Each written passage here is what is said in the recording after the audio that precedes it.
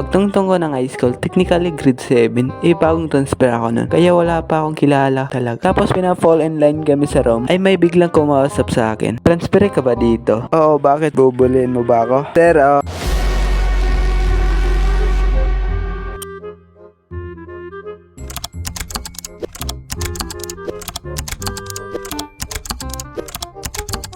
Pagtungtong ko ng high school, technically grade 7, bagong transfer ako nun. Kaya wala pa akong kilala talaga. Tapos pina-fall in line kami sa room, ay may biglang kumausap sa akin. Transfer ka ba dito? Oo, bakit? Bubulin mo ba ako? Sir, balaw hindi. Naghahanap kami ng tropa ko. Transfer din kasi kami. At nagulat ako nung napakilala siya sa akin. Nga pala pre, ito si Kian, ako si Brian. Ako naman si EJ. At doon nag-umpisa ang pagkakaibigan namin.